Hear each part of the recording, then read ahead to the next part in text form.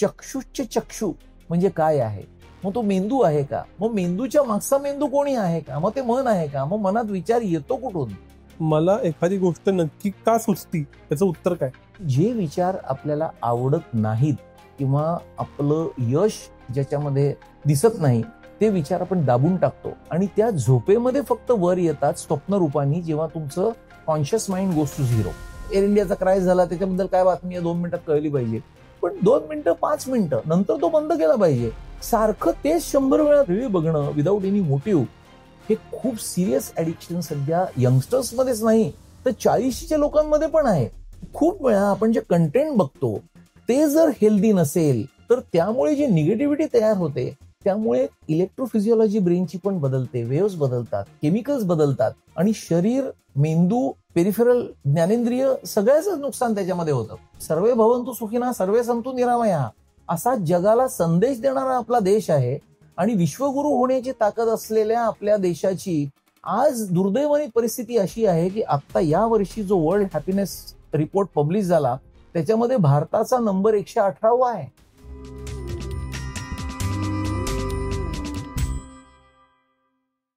आजच्या जगण्यातला सर्वाधिक चर्चेला जाणारा शब्द आहे तो म्हणजे mental health. Mental health issues Gen Z पासून मिलेनियल पासून सगळी लोक बोलतात वेगवेगळ्या पद्धतीनं. त्याचा टाबू आता संपलाय, त्यामुळे प्रत्येक जण सांगू पाहतोय. त्याच्याबद्दल सायकोलॉजिस्ट, सायकियाट्रिस्ट खूप बोलतात, आम्ही त्यांच्याशी चर्चा केली. न्यूरोलॉजीच्या अँगलनं मेंटल हेल्थ, मेंदू, मन यांचं काय कोरिलेशन? न्यूरोलॉजिकली आपण जर विचार केला तर कुठलंही मनातली एखादी थॉट कॉरेस्पॉन्ड्स टू एक ब्रेनचं सर्किट. सर्किट म्हणजे असं की सिरीज ऑफ सिक्वेन्शियली ऑकरिंग न्यूरॉन्स असे प्लेस्ड असतात. एक मेंदूची पेशी दुसऱ्याला जोडलेली असते, दुसरी तिसऱ्याला जोडलेली असते, तिसरी चौथ्याला जोडलेली असते. एक स्टिम्युलेट झाली, फायर झाली, ती उद्दीपित झाली की सिनॅप्स म्हणून जे जंक्शन असतं त्याच्यातून दुसरी उद्दीपित होते, तिसरी उद्दीपित होते, चौथी उद्दीपित होते. प्रश्न असा आहे न्यूरोलॉजिकल आपण खोलात गेलो तर की पहिली जी पेशी आहे तिचं स्टिम्युलस कुठून येतं? म्हणजे आपण जेव्हा मागे मागे जातो शरीराच्या मागे आपण म्हणतो मन आहे किंवा खूप जण म्हणतात की मन आपल्या मेंदूतच आहे, कारण शरीर मेंदू नियंत्रित करतो. शरीर मेंदू नियंत्रित करतो म्हणजे काय? मला जर हात उचलायचा आहे तर मेंदू हाताच्या केंद्रातून आज्ञा देतो. त्या आज्ञा इलेक्ट्रोमॅग्नेटिक वेव्हच्या स्वरूपात आपल्या मज्जारज्जूतून, नसांमधून स्नायूंना पोहोचतात, स्नायू आकुंचन पावतात, हात वर उचलला जातो. म्हणजे brain is governing your body. पण व्हॉट इज गव्हर्निंग ब्रेन? आपला मेंदू हे पण इन्स्ट्रुमेंट आहे का? आपण डोळ्यांनी बघतो बघा सगळ्या गोष्टी, पण आता माझ्या डोळ्याला 50 गोष्टी माझ्या आजूबाजूला दिसत आहेत, पण मी तुमच्याकडे बघून जेव्हा बोलतो तेव्हा मला फक्त तुमचा चेहराच दिसतो. हे सिलेक्टिव्हली कसं होतं? म्हणजे डोळा बघतो का त्याच्या मागचं कोणीतरी बघतं? आपल्या केनोपनिषदामध्ये ह्याचं सविस्तर वर्णन आहे की चक्षुश्च चक्षु म्हणजे काय आहे? मग तो मेंदू आहे का? मग मेंदूच्या मागचा मेंदू कोणी आहे का? मग ते मन आहे का? मग मनात विचार येतो कुठून? आणि कशा आपल्याला जे लॅटरल थिंकिंग आपण सध्या म्हणतो, इनोव्हेटिव्ह आयडियाज म्हणतो, खूप जे नवीन नवीन शोध आपण लागलेले म्हणतो, वॉटसन क्रिकचं उदाहरण घ्या किंवा अनेक शोध, ते सगळे खूप जणांना सुचले, स्फुरले. तर कुठून आलं इनपुट त्यांना कसं कळलं? तर हे तुम्ही एक एक स्टेप मागे जाता आणि फायनली आपण मगाशी जसं म्हटलं की युनिव्हर्सल कॉन्शियसनेस आणि तुमचा इनर कॉन्शियसनेस, तुमचं सायकिक बिईंग, याच्यावर श्री अरविंदांचा एक इंटिग्रल माइंड, इंटिग्रल योगा म्हणून पुस्तक आहे. ते जरूर आपण याच्या खोलात जाण्यासाठी वाचलं पाहिजे. आणि या सगळ्याचं न्यूरोसायंटिफिक बेसिस आता एस्टॅब्लिश झालेलं आहे. कारण खूप ठिकाणी आणखीन खोलात तुम्ही आणखीन जेव्हा प्रगत होता तेव्हा कुठेतरी एका ठिकाणी येऊन तुम्ही अडता. मी आता उदाहरण दिलं तसं की इथे आता संपलं आपलं ज्ञान, त्याच्या पुढे काय? तर पुढे काय हे जसं संशोधन होईल तसतसं आपल्याला कळत जाईल. पण ज्या गोष्टी अस्तित्वात आहेत त्या आपण नाकारू शकत नाही, कारण त्या आपल्या पंचेंद्रियांना दिसत नाहीत.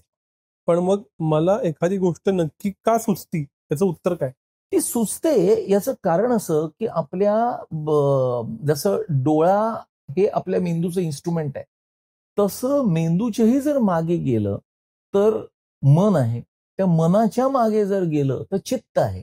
चित्त म्हणजे तुमच्या मनामध्ये जे असंख्य विचार आले, ज्या अनेक वृत्ती तुमच्या मनामध्ये वेगवेगळ्या वेळी निर्माण होत गेल्या, त्या सगळ्याचं रेकॉर्डिंग असलेली जागा. ब्लॅक बॉक्स असते ना विमानाची, तसं मनाची ब्लॅक बॉक्स म्हणजे चित्त.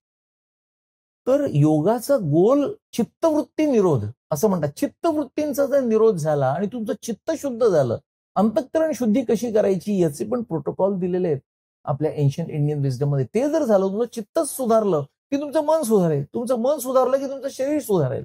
आणि या सगळ्यावर आपण जसं काम करत जाऊ तसं चित्ताच्या मागे, अंतःकरणाच्या मागे तुमचं इंडिव्हिज्युअल कॉन्शियसनेस आहे. आणि तो तुम्ही खरा आहात आणि तोच तुम्ही युनिव्हर्सल कॉन्शियसनेस आहात. म्हणजे अहम ब्रह्मास्मी किंवा तत्वमसी ही जी वेदातली वाक्य आहेत त्याचा अर्थ आपण खोलात जाऊन शोधायला लागलो की मग हे सगळं फिट्स इन टू लाईन. तुम्ही तुमच्या वेगवेगळ्या व्याख्यानांमध्ये mind, body and soul medicine असा उल्लेख करता. ते नक्की काय? What is soul medicine? Soul medicine म्हणजे असं की आता आपण जसं म्हटलं की अंतःकरणाची शुद्धी जर झाली तर पुढचं सगळं शुद्ध होत जाईल. पण अंतःकरण किंवा सूक्ष्म देह ज्याला म्हणतात, म्हणजे एक पंचकोशाची कल्पना आहे, त्याच्या आता खोलात आपण जायला नको. पण जी कुठली शक्ती आपल्या मधला ईश्वरी अंश रिप्रेझेंट करते ती जर स्वच्छ, शुद्ध, आवरणारहित आपण ठेवू शकलो तर या सगळ्याच गोष्टी आपल्या चांगल्या चांगल्या घडत जातील. आणि त्याच्याशी कनेक्ट ठेवण्यासाठी नक्की काय केलं पाहिजे, तर हे आपल्याला आपल्या संस्कारांमधून असं सांगितलेलं आहे की शम, दम, तितिक्षा, श्रद्धा, समाधान हे स्टेप्स दिलेले आहेत. ह्याच्या सगळ्याचा जर आपण खोलामध्ये अभ्यास केला नीट, म्हणजे अंतःकरण चातुष्टय असं सांगितलेलं आहे. 4 गोष्टी, त्या सगळ्या 4ही गोष्टी आपण नीट जर शुद्ध केल्या तर आपला सो कॉल्ड जो इनर बिईंग आहे, सो कॉल्ड जो सोल आहे, तो सोल आपला निश्चितपणे शुद्ध होईल. आणि तो शुद्ध झाला तर मन सतत शुद्ध राहील. आजूबाजूच्या व्यावहारिक गोष्टींनी जे मन डिस्टर्ब होतं, एक लंबक कसा असतो की आपण त्याला इकडे धक्का दिला तर तो दोलायमान होतो. जरी दोलायमान झाला, एक तर दोलायमान कमी होईल आपली वैचारिक बैठक चांगली असली की, आणि जरी दोलायमान झाला तरी पुन्हा पटकन तो स्थिर होईल. तर ती स्थिर करण्याची एबिलिटी प्युअर सोलची आपला जर कनेक्ट असला तर ती निश्चितपणे आपली चांगल्या प्रकारे होऊ शकेल. हे चातुष्टय काय आहे? चातुष्ट्यामध्ये 4 गोष्टी आहेत.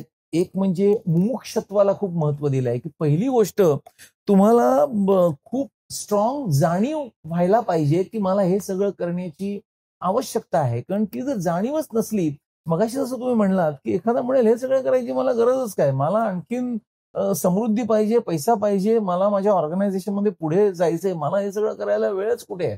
तर ते मुमुक्षत्व तळमळीने तुमच्यामध्ये असलं की तुमची इच्छाशक्ती जागृत होईल हा प्रवास करण्याची. म्हणजे एक छोटंसं उदाहरण देतो, एक छोटीशी गोष्ट सांगतो. एक माणूस रस्त्याने जात होता, अंधार होता आणि स्ट्रीट लाईट मध्ये एक बाई शोधत होती काहीतरी, म्हातारीची बाई. तर यांनी त्यांना विचारलं की तुम्ही काय शोधताय? तर त्या म्हणल्या की मी सुई शोधतेय. तर त्यांनी सांगितलं की मी पण मदत करतो, पण इथे तर सुई दिसत नाहीये. शेवटचं तुम्ही सुईनी कुठे काम करत होतात? तर ते बाई म्हणल्या माझ्या झोपडीत काम करत होते. मग त्यांनी सांगितलं की मग इथे सुई कशी सापडेल, आज शोधूया. ती म्हणली आत अंधार आहे म्हणून मी इथे शोधते प्रकाशाच्या खाली, पण ती सुई इथे सापडणारच नाहीये.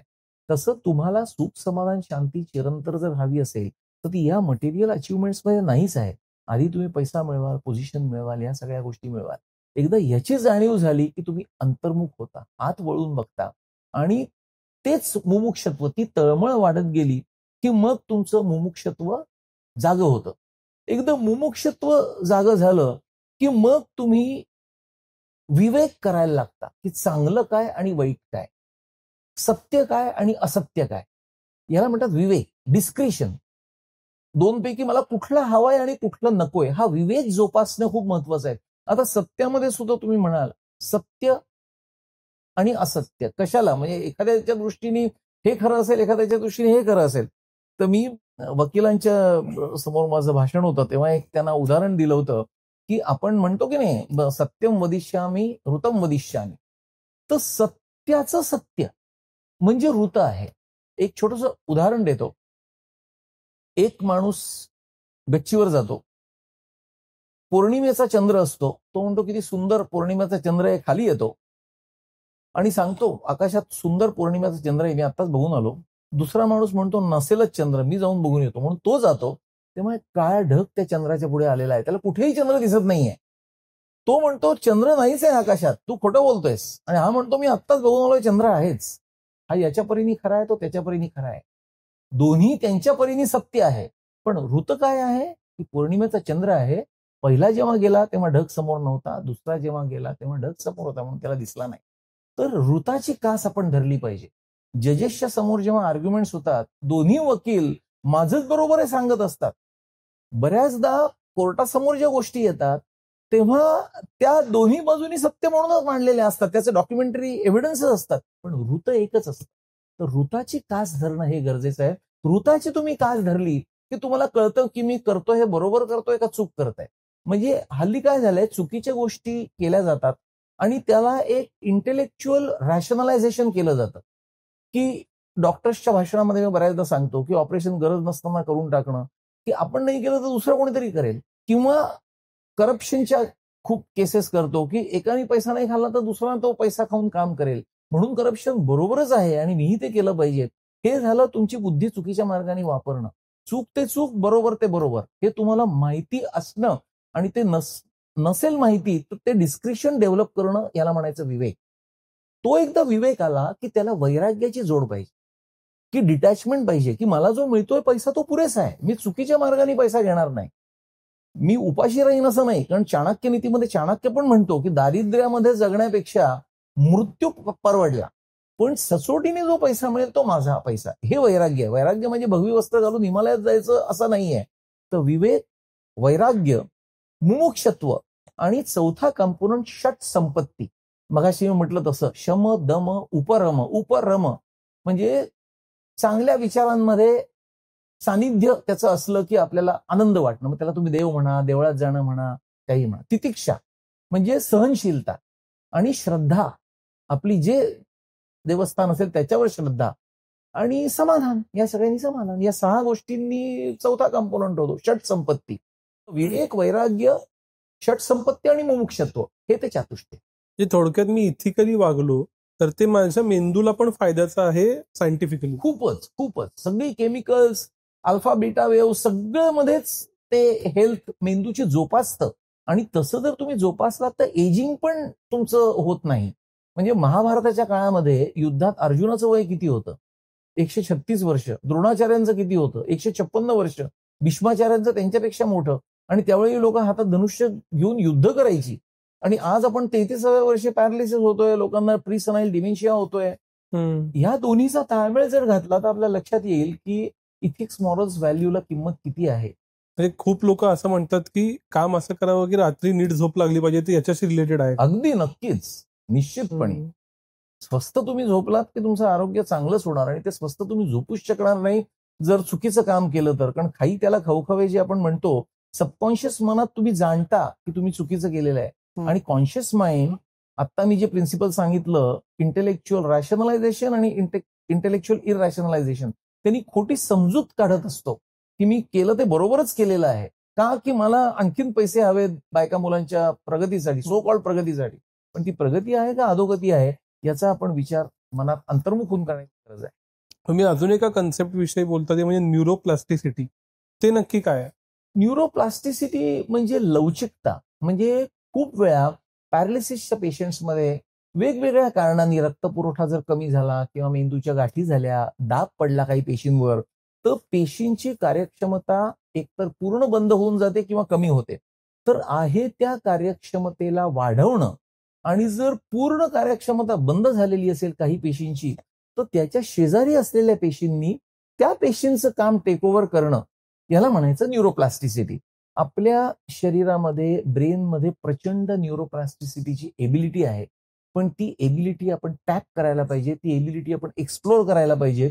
आणि त्याच्यासाठी शरीर, मन, बुद्धी या सगळ्याचं आरोग्य जे रिफ्लेक्ट होतं योग्य न्यूरोकेमिस्ट्रीच्या बॅलन्समध्ये, योग्य इलेक्ट्रोफिजिओलॉजीच्या बॅलन्समध्ये, या सगळ्याचं जर संतुलन असलं, मगाशी आपण योगाचा जो विचार केला, तर तुमची न्यूरोप्लास्टिसिटी वाढते आणि तुम्ही खूप काही गोष्टी चांगल्या करू शकता. अजून एक गोष्टी बद्दल मला कुतूहल आहे, ते म्हणजे तंद्री लागणं. गाताना गायकाचं, चित्र काढताना चित्रकाराचं, किंवा अगदी विचार करताना तंद्री लागते आणि मग भारी वाटतं एवढं आपण म्हणतो. तर हे तंद्री लागणं काय आहे न्यूरोलॉजिकल? तंद्री लागणं जे आहे ना, मेंदूमध्ये 2 लेयर्स असतात. एक म्हणजे कॉर्टेक्स सुपरफिशियल लेअर आणि एक म्हणजे सबकॉर्टेक्स.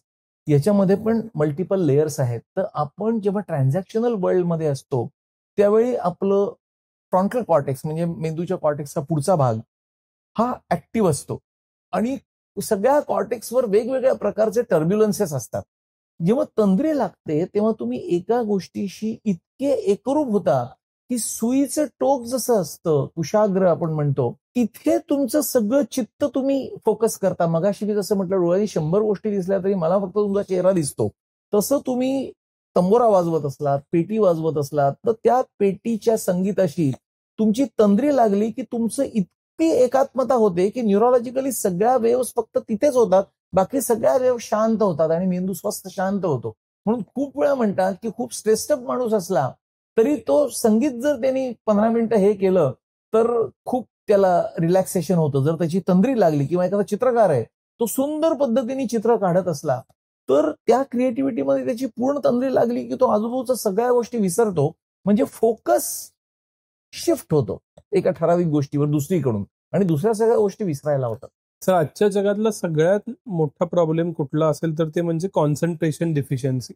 मला पूर्वी असं म्हणायचे की 18 मिनिटाच लोकांची क्षमता असती, म्हणून मग टेड टॉक वगैरे 18 मिनिटाचा असायचा. त्याच्या आधी काही तास होती, 1-1 तासाची लेक्चर असायची. आता ती काही सेकंदावर आली. मला समजा माझी एकाग्रता वाढवायची असेल तर मी काय केलं पाहिजे? एकाग्रता वाढवण्यासाठी 2 महत्वाच्या गोष्टी आहेत. एक पहिलं तर मी सांगेन की जो टर्ब्युलन्स आहे मनातला तो शांत व्हायला there is something called as emotional sublimation, म्हणजे भावनांचं बाष्पीभवन. बरं. स्वस्थ शांत डोळे मिटून एका खोलीमध्ये बसायचं, पाठ सरळ हवी आणि कुठलाही प्रकारचा फोन किंवा डिस्ट्रॅक्शन्स तिथे तुम्हाला डिस्टर्ब करायला नको आणि दोन्ही भुवयांच्या मध्ये आपलं चित्त ठेवायचं. त्यावेळी महत्वाची चूक अशी होते की एखादा विचार जर मनात आला तर आपण तो दूर ढकलतो की अरे मी तर आता चित्त एकाग्र करायला बसलोय आणि मग हा विचार का माझ्या मनात आला. तसं नाही करायचं. इमोशनल सब्लिमेशन म्हणजे वेलकम दॅट थॉट, की मला काय मनात खोलामधले प्रॉब्लेम आहेत त्याच्यावर मी विचार करतो, त्याची सोल्युशन्स देतो सबकॉन्शियस माइंडला आणि मग तो विचार जातो. काय होतं, आपलं कॉन्शियस माइंड सतत बिझी असतं काहीतरी काम करण्यात, कोणाशी तरी बोलण्यामध्ये आणि जे विचार आपल्याला आवडत नाहीत किंवा आपलं यश ज्याच्यामध्ये दिसत नाही ते विचार आपण दाबून टाकतो. आपली बेचैनी, आपल्या भीती, आपल्या सुप्त भावना मनातल्या त्या दबलेल्या राहतात सबकॉन्शियस माइंडमध्ये आणि त्या झोपेमध्ये फक्त वर येतात स्वप्नरूपानी जेव्हा तुमचं conscious mind goes to zero. तर हे इमोशनल सब्लिमेशन हे जे टेक्निक आहे हे तुमचं कॉन्शियस माइंड तुम्ही जागे असताना झिरोला प्रयत्नपूर्वक आणलं जातं. तिथे कुठल्याही देवाचा फोटो किंवा मूर्ती आणायची गरज नाहीये. एक एक विचार आले की वेलकम करा, त्या थॉट्सवर विचार करा, तो विचार काढून टाका, मग दुसरा आला, तिसरा आला. आपण जसं दिवाळी आली की घर स्वच्छ करतो, कपाटातली रद्दी काढून टाकतो, तशी मनातली सगळी रद्दी आपण काढून मन साफ सूफ स्वच्छ केलं पाहिजे. ही पहिली पायरी आहे. आणि त्याच्यानंतर जो फोकस आहे आपल्या ब्रेनमध्ये, एक फ्रंटल लोब आहे मगाशी मी म्हटलं तसं, जो बुद्धीचं, एकाग्रतेचं, डिसिजन मेकिंगचं केंद्र आहे आणि टेम्पोरल लोब आहे तो भीती, भावना, अस्वस्थपणा, बेचैनी याचं केंद्र आहे. तर त्या भावनांवर आपल्या बुद्धीचं योग्य पद्धतीने नियंत्रण आणण्याच्या प्रॅक्टिसेस म्हणजे अनुलोम विलोम प्राणायाम, ओंकार साधना. ओंकारामध्ये पण म्हणजे ह्याच्यावर खूप बोलता येईल, पण थोडक्यात सांगायचं तर ओंकाराचे सुद्धा अनेक प्रकार आहेत. म्हणजे एक अकारांत ओंकार, एक मकारांत ओंकार, म्हणजे पहिला अ लांबवला तर तो आकारांत होतो, म लांबवला तर मकारांत होतो. नंतर प्लुथ ओंकार, खूप दीर्घ ओंकार किंवा न्युक ओंकार, ओम ओम ओम ओम असं म्हणणं किंवा उपांशु ओंकार, की जिथे फक्त तुमचे व्होकल कॉर्ड्स हलतात पण ओंकार ओठाची सुद्धा हालचाल होत नाही. तर अशा वेगवेगळ्या प्रकारच्या ओंकार साधनेनी तुम्ही एकाग्रता वाढवू शकता. प्राणायामाने तुम्ही एकाग्रता वाढवू शकता वेगवेगळ्या प्रकारची. पण या सगळ्याचा गोल आहे फ्रॉन्टो टेम्पोरल सिंक्रनी. आपलं फ्रंटल लोब आणि टेम्पोरल लोब, बुद्धीचं केंद्र, एकाग्रतेचं केंद्र आणि त्याला डिस्ट्रॅक्ट करणारं टेम्पोरल लोबचं विचारांचं दोलायमानता असलेलं केंद्र. याच्यामध्ये जर तुम्ही पीस, हार्मनी, सिंक्रनी आणू शकलात तर तुम्ही सततच शांत, एकाग्र असं राहू शकाल आणि जे कुठले तुमचे निर्णय होतील ते अगदी परफेक्ट होतील. आणि कदाचित आता मला सुचलं म्हणून सांगतो, वसंत कानेटकर त्यांच्या शेवटच्या दिवसांमध्ये एक नाटक लिहित होते, तर मग जगायचं कशासाठी मग. आणि त्याचा संबंध मेंदूशी होता. एकदा त्यांचा मला फोन आला आणि इतकी थोर व्यक्तिमत्व कशी थोर होतात ते मला पण शिकायला मिळालं त्यांच्याशी इंटरॅक्शन करून. आपल्या मेंदूचे 2 भाग आहेत, ते उजवा आणि डावा. या दोन्ही भागांना जोडणारी कॉर्पस कॅलोझम नावाची एक ब्रिज आहे. पण तसं व्हर्टिकल कॅलोझम आपला फ्रंटल लोब आणि टेम्पोरल लोब, बुद्धीचं केंद्र आणि विचारांचं केंद्र याच्यात नाहीये. तर त्यांनी कल्पना अशी केली होती की एका परग्रहावर अतिउत्क्रांत मानव आहे आणि त्या ग्रहावर रामराज्य आहे आणि त्या ग्रहावरचा माणूस शोधतोय की दुसऱ्या कुठल्या ग्रहावर मानव वस्ती आहे का, आणि त्याला खूप आनंद होतो की पृथ्वीवर मानव वस्ती आहे. पण मग या माणसामध्ये त्याला असं वाटतं दुर्बिणीतून बघताना की काहीतरी फॉल्ट आहे या माणसामध्ये, कारण त्या ग्रहावर उत्क्रांत झालेल्या मेंदू असलेल्या ग्रहावर सगळं अगदी रामराज्य आहे, सगळे सुखा समाधानाने आनंदाने गुण्यागोविंदाने मजेत राहत आहेत आणि इथे प्रत्येक जण भांडतोय एकमेकांशी. म्हणजे एक देश दुसऱ्या देशाशी युद्ध करतोय, बॉम्ब टाकतोय, समाजामध्ये वितुष्ट आहे, दंगे धोपे होत आहेत, फॅमिलीज मध्ये पटत नाहीये. फॅमिलीजच कशाला, फॅमिलीच्या आज सख्या भावंडांमध्ये कॉन्फ्लिक्ट्स आहेत. तर हे सगळं का, म्हणून तो जेव्हा संशोधन करतो तेव्हा त्याच्या लक्षात येतं की उत्क्रांतीच्या अपुऱ्या टप्प्यातला मानव पृथ्वीवर आहे आणि ही जेव्हा उत्क्रांती वाढेल तेव्हा व्हर्टिकल कॅलोझम, सध्या जशी हॉरिझॉन्टल कनेक्शन्स आहेत तशी व्हर्टिकल कनेक्शन्स ब्रेनमध्ये होतील आणि मग तुमची जी विकसित बुद्धी आहे ती कशी वापरायची हे मन ठरवेल. की अणुबॉम्बचा शोध लावायचा का अणु ऊर्जा चांगल्या गोष्टींसाठी वापरायची, ह्या तुमच्या भावना ठरवतील. आणि एखाद्याचा राग आला म्हणून खून करायचा त्या भावनेनी का ते समजून घ्यायचं, हे फ्रंटल इनिबिशन ठरवेल. तर या दोन्हीमधलं संतुलन झालेलं त्या ग्रहावरचं आहे. तर आपण योगानी, या अंतःकरण चातुष्ट्यानी, शुद्धीकरणाने हे अचीव करू शकतो. इथे आपण फ्रंटोटेम्पोरल कनेक्शन जर रिटर्न करू शकलो ना तर आपण ते अचीव केल्यासारखंच होईल आणि कुठले कॉन्फ्लिक्ट राहणार नाही. तुम्ही कॉन्फ्लिक्टचा उल्लेख केलात म्हणून कॉन्फ्लिक्ट रिझॉल्युशन या विषयाआधी तुम्ही बोलत आलेला. कॉन्फ्लिक्ट रिझॉल्युशन आणि मेंदू आणि मन यांचा काय संबंध आहे? त्याची थोडीशी पार्श्वभूमी तुम्हाला सांगतो. नॅशनल लॉ युनिव्हर्सिटीनी पहिला आशियातला कोर्स सुरू केला, executive course on conflict resolution. बर. आणि फंडामेंटल प्रिन्सिपल असं होतं की कोर्टामध्ये लाखो केसेस पडून आहेत, अनेक डिस्प्यूट आहेत. तर what goes wrong probably which initiates conflict, की कॉन्फ्लिक्ट निर्माण का होतात. कारण human brain actually is design to work in peace and harmony. सगळ्यांनी गुण्या गोविंदानी मजेत राहावं. तुम्हाला काही वाटत नाही शेजारच्या कोर्टात केस करावी आणि 25 वर्ष लढत राहावं, असं वाटतं. प्रेमाने हसत खेळत जगलं तर सगळ्यांना हवंय. मग तरी सुद्धा का निर्माण होतात कॉन्फ्लिक्ट्स आणि न्यूरोकेमिस्ट्रीमध्ये काय चुकतं म्हणून कॉन्फ्लिक्ट्स वाढतात. तर आता आपण मगाशी जे डोपामिन बद्दल बोललो की अँबिशियसच नाही, ओव्हर अँबिशियस लोक होत गेली आहेत. आज एक कार झाली, आणखी पुढची कार पाहिजे. आज एक पोझिशन मिळाली, आणखी पुढची पोझिशन मिळाली पाहिजे. आज एक पैसा मिळाला, आणखी पैसा मिळाला पाहिजे. हे डोपामिन तुम्हाला तात्पुरतं सुख समाधान देतं, अगदी तात्पुरतं. असं म्हणण्यापेक्षा आपण म्हणू की डोपामिन तुम्हाला तात्पुरता आनंद देतो. कारण सुखाची जी कल्पना आहे ना ती निरंतर सुखाची कल्पना आहे. म्हणजे सुख आणि आनंद याच्यामध्ये व्याख्येनेच फरक आहे की आनंद मिळतो तो तात्पुरता. मी गुलाबजाम खाल्ला, मला आनंद झाला, पण ते सुख नाही, चिरकाल टिकणारं सुख नाही.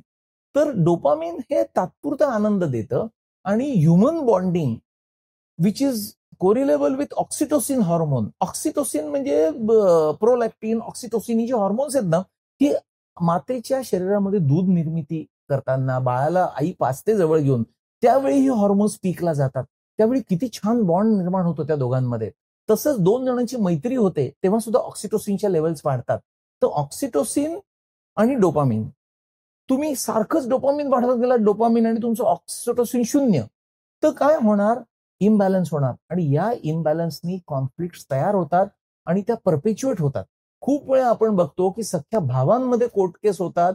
10 फूट जमिनी इकडची तिकडे, कंपाऊंड वॉल, अर्धी जमीन तुझी अर्धी जमीन माझी, याच्यामध्ये वर्षानुवर्ष केसेस लढतात. त्याच्या मुळाशी काय बरं असतं, दोघांकडे खूप पैसे असतात. वडिलापार्जित जमीन असते, म्हणजे यांनी काहीच इन्व्हेस्ट केलेले नसतात. त्याच्यामध्ये त्याला ते पैसे नको असतात. त्याला मी कसा बरोबर आणि मी तुला धडा शिकवीन, हा इगो त्याच्या मुळाशी आहे कॉन्फ्लिक्टच्या. तर ego management is the real solution for conflict resolution. म्हणजे तुम्हाला एकदा जर कळलं की दुसऱ्यावर प्रेम करण्यामध्ये इतका आनंद आहे, आणि ज्या लोकांनी आपल्यासाठी इतक्या गोष्टी केल्या आहेत, आपण समाजाचं काहीतरी देणं लागतो. आपल्या आजूबाजूला, आपल्या ऑफिसमध्ये, आपल्या घरी जी सगळी लोक आहेत, त्यांचं काहीतरी देणं लागतो. त्यांच्यावर प्रेम करणं लागतो आणि प्रेम केलं तरच आपल्याला आनंद निर्माण होतो. हे जेव्हा आपल्याला कळतं, त्यावेळी कॉन्फ्लिक्टचं मूळच आपण उखडून टाकतो. पण मग हे प्रेम कसं करायचं? म्हणजे सध्या तर खूप लोक म्हणतात, "हो, जग इतकं वाईट आहे, की दुसऱ्याला ढकलूनच पुढे जायचं आणि तुम्ही काय सांगताय प्रेम वगैरे करायचं?" तर एकमेकांमधला जो कनेक्ट समाजामध्ये कमी झालेला आहे, अगदी सख्ख्या भावांमध्ये सुद्धा आपण उदाहरण दिलं तर, त्याला आपल्या ईशावास्य उपनिषदामध्ये सांगितलेलं एकत्वम अनुपश्यते. म्हणजे तुमच्या आत जी शक्ती आहे आणि माझ्या आत जी शक्ती आहे ती एकच आहे. याचा जर बॉन्ड आपण एस्टॅब्लिश करू शकलो, तर आपल्याला जग वेगळं दिसेल. खूप जण म्हणतात, की "अहो, माझ्या ऑफिसमध्ये ना सगळे इनएफिशियंट लोक आहेत किंवा ते माझं ऐकतच नाहीत किंवा आमची एफिशियन्सी वाढवायला माझं सगळं जग बदललं पाहिजे. मी चुकीच्या ठिकाणी आलेलो आहे." मग स्विच करतात कंपनी. मग तिथे पण तोच अनुभव येतो. You cannot change the world around you. You should change your ability to look through आणि ability to look at the same world. म्हणजे जग तेच राहतं, पण तुमची दृष्टी बदलली की तुम्ही प्रेम करायला शिकता. कसं याचं उदाहरण देतो. सूर्य पूर्वेला उगवतो, आपण गच्चीत जाऊन बघितलं, पश्चिमेला मावळतो. लहान मूल जेव्हा एक 4थी-5वीतलं गच्चीत जातं, तेव्हा ते काय म्हणतं, सूर्य पूर्वेकडून पश्चिमेकडे चाललाय, सूर्य प्रवास करतोय. तो जेव्हा मोठा होतो, 10वी-12वीत जातो, तेव्हा त्याला कळतं की नाही, सूर्य हा स्थिर आहे, कारण तो तारा आहे. पृथ्वी फिरते आणि म्हणून आपल्याला सूर्य फिरल्यासारखा वाटतो. सूर्य स्थिर आहे. तो आणखीन मोठा होतो, अभ्यास करतो, तेव्हा त्याला कळतं की सूर्य आणि पृथ्वी दोन्ही फिरतायत आकाशगंगेमध्ये आणि आणखीन तो पीएचडी लेवलचं काम करतो, तेव्हा त्याला कळतं की सगळ्या आकाशगंगाच ब्रह्मांडात फिरतायत. इतका हा मोठा कार्यक्रम आहे. आणि या ज्ञानाने जेव्हा तो गच्चीत जातो, तेव्हा त्याला तसाच सूर्योदय दिसतो. सूर्य पूर्वेलाच उगवतो, पश्चिमेलाच मावळतो, पण त्याची आकलन शक्ती बदललेली असते, त्याचा जगाकडे बघण्याचा दृष्टिकोन बदललेला असतो. त्याच्यामुळे तीच माणसं, तेच कामाचं ठिकाण, तेच घर, तेच नातेवाईक तुम्हाला वेगळे दिसायला लागतात जर तुम्ही आंतरिक उन्नती केली. आतून तुम्ही बदललात, तुम्ही ट्रान्सफॉर्म झालात, तर तेच जग तुम्हाला सुंदर दिसायला लागतं आणि तुम्ही खरंच मनापासून दुसऱ्यावर प्रेम करू शकाल. आणि याची पुन्हा एकदा रिपीटेडली प्रॅक्टिस करायला हवी. म्हणजे गीतेमध्ये जो श्लोक आहे, अभ्यासेन तु कौंतेय, की सतत अभ्यास कर. आपला गणपती सुद्धा दरवर्षी काय येतो त्याची आठवण करून द्यायला. जन्माष्टमी आपण दरवर्षी साजरी करतो, आठवण करून द्यायला. तसं रोज सकाळी उठल्यावर आपण पूर्वी जे आपल्याला संस्कार केले होते, कराग्रे वसते लक्ष्मी, करमध्ये सरस्वती आपण म्हणायचो, हे एक्झॅक्टली या आठवणीसाठी, ते अनुसंधान ठेवण्यासाठी, चांगलं करण्यासाठी. पण सध्या आपण काय करतो, पहिले मोबाईल बघतो, रात्रभरात काय मेसेज आले, मग हॉलमध्ये येऊन टीव्ही ऑन करतो, कुठे काय घटना घडल्या, सगळं लगेच बिटाव्यामध्ये जातो. त्याच्यामुळे हा प्रवास जर उलटा झाला तर इनर ट्रान्सफॉर्मेशन होऊन मेंदू तुमचा पूर्णपणे बदलेल आणि कॉन्फ्लिक्ट टळतील. हा त्याचा पाया आहे. तुम्ही डोपामाइन आणि ऑक्सिटोसिनचा उल्लेख केला. आजकाल असं ऑफिशियली डिझाईन्स आहेत, इंस्टाग्रामच्या रील्स, युट्यूबचे शॉर्ट, की दर मिनिटाला नवीन ट्रिगर आला पाहिजे. आणि असं डिझाईन आहे, आम्हाला युट्यूबचे शॉर्ट्स टाकायला लागतात, इंस्टाग्रामच्या रील टाकायला लागतात, एवढी मोठी चर्चाच बघत नाहीत लोक असं म्हणतात. दुसरं त्याच्या पुढे आले की दर 3 सेकंदाला स्क्रीन बदला, अशी रील बनवा. तर मी जर का दिवसातनं 2 तास रील्स बघतोय, म्हणजे मी 120 वेळेला माझ्या मेंदूला डोपामाइनची हिट देतोय, तर नक्की काय घडतंय मला हे न्यूरोलॉजिकली समजावून सांगा आणि याचे परिणाम सांगा. खूप गोष्टी घडतात. एक तर हे पुन्हा पुन्हा बघायला तुम्ही कंपेल होता. हे एक प्रकारचं ॲडिक्शन आहे. हे एक व्यसन आहे. तात्पुरता जो आनंद डोपामिन देतोय, तो तुम्हाला व्यसनाधीन करतोय. जसं दारू खूप दिवस पीत असलेल्या माणसाला जर 2 दिवस दारू दिली नाही, तर तो बेचैन होतो. तसंच हे जे रीलचं ॲडिक्शन आहे, कुठल्या कुठल्या गोष्टी बघायचं, ते इतकं तुम्ही डेस्परेट होता, काही करून मला रील दाखवा, रील दाखवा आणि तुम्ही तेच तेच बघत बसता 100 वेळा, 200 वेळा.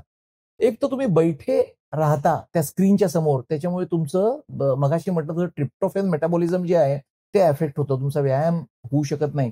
दुसरी गोष्ट, तुमचे डोळे सतत ते बघून तुम्हाला डोळ्याला हार्म आहे, म्हणजे रेडिएशन जे रेटिनामध्ये जातं त्याचा हार्म आहे. तिसरी गोष्ट, ऍट अ टाइम तुम्ही डोळा आणि कान एंगेज ठेवताय, कानातून ऐकता, डोळ्यांनी बघता. आपल्या ब्रेनमध्ये डोळ्यातून जे आपण बघतो ते समजून घेण्याचा एक ऑसिपिटल लोब म्हणून भाग आहे.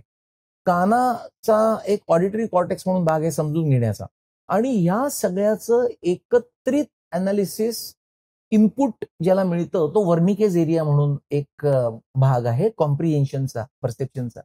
तर ते कॉम्प्रिहेन्शन सगळ्या बाजूने जर सारखी इनपुट्स त्याला मिळत गेली तर तिथले न्यूरॉन्स डिप्लीट होतात. आणि ते जर डिप्लीट झाले तर तुमची आकलन शक्तीच कमी होते, म्हणजे फटीग होऊन जातो.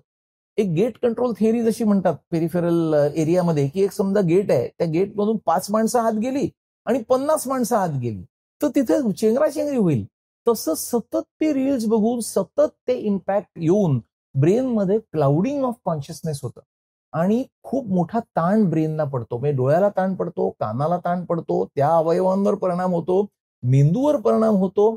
आणि खूप वेळा आपण जे कंटेंट बघतो ते जर हेल्दी नसेल, ऑक्सिटोसिन वाढवणारं नसेल, डोपामिनच वाढवणारं असेल, तर त्यामुळे जी निगेटिव्हिटी तयार होते त्यामुळे इलेक्ट्रोफिजिओलॉजी ब्रेनची पण बदलते, वेव्हज बदलतात, केमिकल्स बदलतात आणि शरीर, मेंदू, पेरिफेरल ज्ञानेंद्रिय सगळ्याच नुकसान त्याच्यामध्ये होतं. आणि तुम्ही अशा अवस्थेमध्ये पोहोचलेला असतात की ते केल्याशिवाय तुम्हाला काही जमतच नाही.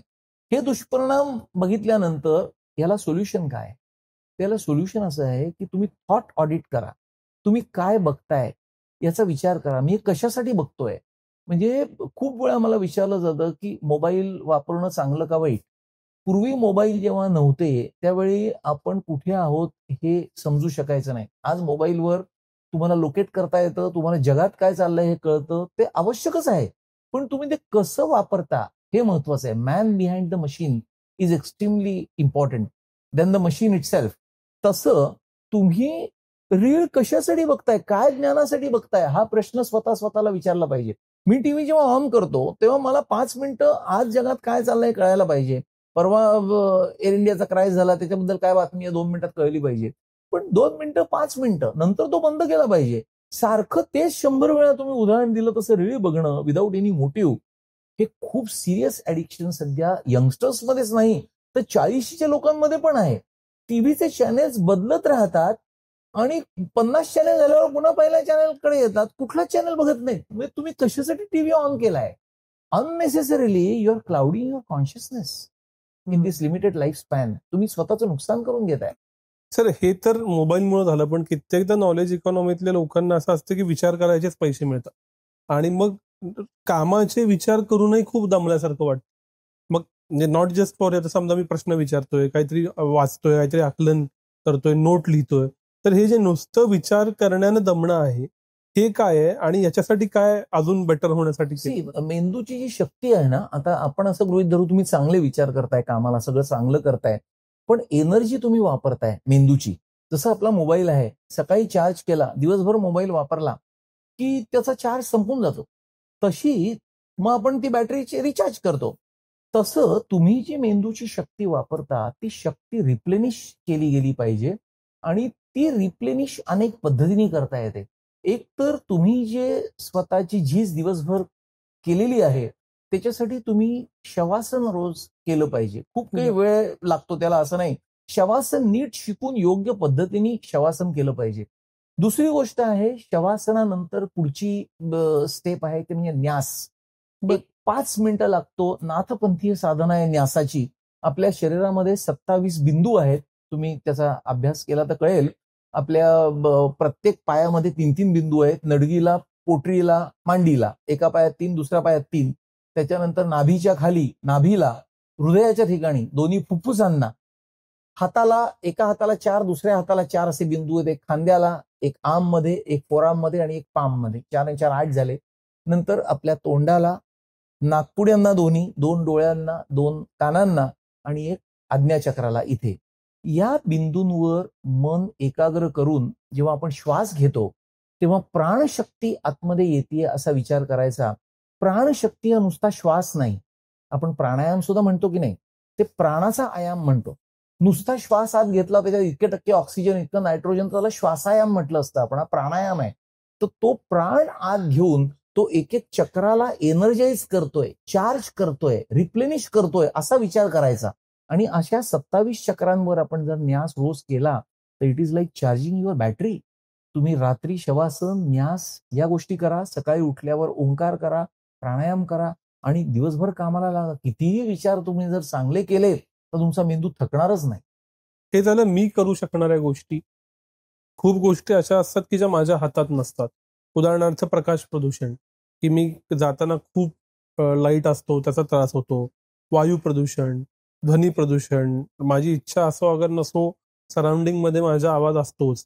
तर हे ज्या भोवतालातल्या गोष्टी आहेत ह्याचा आमच्या मनावर मेंदूवर काय परिणाम होतो? खूप गंभीर परिणाम प्रत्येक प्रदूषणाचा होतो. आपण आता म्हटलं तसं जी बॅड केमिकल्स एन्व्हायरमेंटमध्ये असतात ती श्वासातून आत जातात आणि ती फुफ्फुसामध्ये गेली की फुफ्फुसाचे आजार बळावतात वेगवेगळ्या प्रकारचे. रक्तशुद्धी होत नाही. खूप वेळा काही हिमोग्लोबिनचे आजार होतात. वेगवेगळे शारीरिक आजार होऊ शकतात. प्रकाशामुळे आपला ऑक्युलर फटीग होतो. म्हणजे खूप ब्राईट लाईट सारखा जर आपल्याला असला तर आपल्याला डोळ्याच्या पडद्याचे किंवा ऑसिपिटल एरियाचे पण डिस्फंक्शन्स होतात. कानाच्याही प्रदूषणाचे असे वेगवेगळे परिणाम होतात. पण याच्याला जर ताबडतोब मार्ग काही नसेल तर आपण वैयक्तिक तरी काळजी घेणं खूप आवश्यक आहे. उदाहरणार्थ तुम्ही एखाद्या अतिशय नॉइझी प्लेसमध्ये आहात, जोरजोरात आवाज तुमच्या आजूबाजूला सारखे होत आहेत, तर तुम्ही निदान कानाला प्लग वापरले पाहिजे, त्याचे डेसिबल्स कमी केले पाहिजे. खूप सतत जर प्रकाशाला एक्सपोजर असेल तर डार्क गॉगल घातले पाहिजे. आपण साईट इंजिनियर्सला बघतो तसं. अशी इंडिव्हिज्युअल काळजी घेतली पाहिजे. खूप पोल्युशन जर बाहेर असेल तर खूप ठिकाणी आपण दिल्लीसारख्या सुद्धा आपण बघतो लोक मास्क घालून सगळीकडे हिंडतात. ते घातले पाहिजेत. म्हणजे अगदी 100% जरी तुम्ही नाही बदलू शकलात सिच्युएशन तरी तुम्ही 50, 60, 70, 80% व्हेरिएबल डिग्रीला तुम्ही ते बदलू शकाल फिजिकल लेवलला. हे सगळं जी आपण चर्चा केली ती कित्येकांना पटेल पण जड वाटू शकेल की अरे उपनिषद, योग, त्यातले सगळे सगळे शब्द. दुसरं अनाकलनीय वाटू शकेल की ते, कारण माहित नाही आज सगळं चालू आहे, cannot see and so I cannot visualise. तर माझ्यासाठी आणि आमच्या सर्व प्रेक्षकांसाठी माझा मेंदू आणि माझं मन अधिकाधिक सुदृढ राहण्यासाठी तुम्ही काय काय सांगा? मगाशी आपण जे मुद्दे बघितले ते थोडक्यात उजळणी करायची झाली तर पुरेशी योग्य वेळी योग्य पद्धतीने घेतलेली झोप, उच्च प्रतीचा संतुलित योग्य वेळी केलेला आहार, नीट नियमितपणे केलेला शारीरिक आणि मानसिक व्यायाम, व्यसनमुक्ती आणि या सगळ्याच्या नंतर सत्संगती मनाच्या प्युरिटीसाठी. मग रोज तुम्ही देवळात जा, चांगले मित्र शोधा, चांगल्या विचारांमध्ये सतत राहा. कारण चांगले आचार, चांगले विचार हीच चांगल्या आरोग्याची शारीरिक, मानसिक, बौद्धिक आणि वैचारिक गुरुकिल्ली म्हटली पाहिजे. हे करण्यासाठी काही ऍक्शनेबल गाईड, कृती आराखडा असलं काही आहे का? ऍक्शनेबल आराखडा सगळ्यात मोठा म्हणजे ऑडिट ऑफ थॉट, की रोज रात्री मी दिवसभर काय केलं आणि त्याच्यामध्ये ह्या सगळ्याला किती वेळ दिला. युज्युअल डिफेन्स काय असतो as you go higher and higher, की मी इतका मोठा आहे, मी इतका बिझी आहे की हे सगळं मी नंतर रिटायर झाल्यावर करीन. आता मला व्यायामाला वेळ नाही, कशाला वेळच नाही मला. तर हे तुम्ही एकदा पहिली गोष्ट मी म्हटलं तसं मुमुक्षत्व, की हे करण्याची गरज भासणं आणि ती गरज भासल्यानंतर मी खरंच किती करतोय याचा एक तुम्ही 2 मिनिटं जरी रात्री विचार केला, म्हणजे डायरी लिहित असला एखादा व्यक्ती तर खूपच छान. ते थॉट ऑडिट पण चांगलं होऊ शकतं. पण दिवसभर मी हे केलं, त्याच्यामध्ये मी काय करायला पाहिजे होतं आणि कुठे मी वेळ स्पेअर करू शकलो असतो, तो मी उद्या करीन. उद्या रात्री पुन्हा मी विचार करीन की आज मी 2% सुधारणा झालं, उद्या आणखीन सुधारणा होईल. अशी सुधारणा करत करत आपण इन्कम टॅक्सचं रिटर्न भरतो तेव्हा ऑडिट करतो की नाही, स्वतःचं ऑडिट कोण करणार, विचारांचं ऑडिट कोण करणार, आरोग्याचं ऑडिट कोण करणार. तर माझ्या मते हे ऑडिट दर वर्षी व्हायला पाहिजे, दर क्वार्टरला व्हायला पाहिजे, दर महिन्याला व्हायला पाहिजे. रविवारी आपल्याला सुट्टी असते, वेळ असतो, दर रविवारी आठवड्याचं ऑडिट व्हायला पाहिजे आणि रोज रात्री झोपताना आपल्या दिवसाचं ऑडिट व्हायला पाहिजे. या मंत्राने पुढे गेलं तर मला असं वाटतं खूप चांगलं फ्युचर आपल्याला आहे. कारण सर्वे भवन्तु सुखिनः सर्वे सन्तु निरामयाः असा जगाला संदेश देणारा आपला देश आहे आणि विश्वगुरू होण्याची ताकद असलेल्या आपल्या देशाची आज दुर्दैवानी परिस्थिती अशी आहे की आता या वर्षी जो वर्ल्ड हॅपीनेस रिपोर्ट पब्लिश झाला त्याच्यामध्ये भारताचा नंबर 118 आहे जगातल्या सगळ्या देशांमध्ये, जो आपण पहिल्या 5 पाहिजे. तर मला असं वाटतं हे जर आपण करू शकलो तर आपण सहज स्वतःची उन्नती करू शकू आणि मग आपण खऱ्या अर्थाने विश्वगुरू होऊ शकू. याच मुद्द्यावर थांबायचं होतं, पण एक उपप्रश्न, विचार करणं आणि विचार मनात येणं आपोआप याच्यात काय फरक आहे? मगाशी मी म्हटलं तसं टेम्पोरल लोब मध्ये वेगवेगळ्या प्रकारच्या भावना येतात आणि फ्रंटल लोब ते गव्हर्न करू शकतो. मग 4 माणसांना समजा तुम्हाला भेटायला यायचंय, तर बाहेर कोणीतरी तुमचा सेक्रेटरी एक बसलेला आहे, तो म्हणतो पहिले तुम्ही जा, त्यांचं झालं की दुसरा जा, मग तिसरा जा, मग चौथा जा. तसा आपला frontal control on temporal emotions पाहिजे, की मनात जर 10 विचार गर्दी करत असतील, तर मी आता या विचारावर विचार करणार आहे, हे फ्रंटल लोबनी ठरवलं पाहिजे. म्हणजे फोकस डिफोकस करता यायला पाहिजे, की आता मी हे विचारावर फोकस करणार आहे. ते एका मोठ्या स्टेजवर जेव्हा एंट्री होते, तेव्हा तो फोकस जो त्याच्यावर असतो आणि तो मेन हिरो हल्ला की तो फोकस हलतो आणि मग सगळं स्टेज एनलाइटन होतं. तसं आपण थॉटवर जर फोकस करू शकलो आपल्या आणि त्याचं ऑडिट करून ती चांगल्यात चांगली थॉट आपण जर जोपासू शकलो, तर उत्तमातले उत्तम विचार मनात येतील आणि मगाशी आपण जसं म्हटलं तसं आपल्या आचाराचं मूळ विचारात आहे.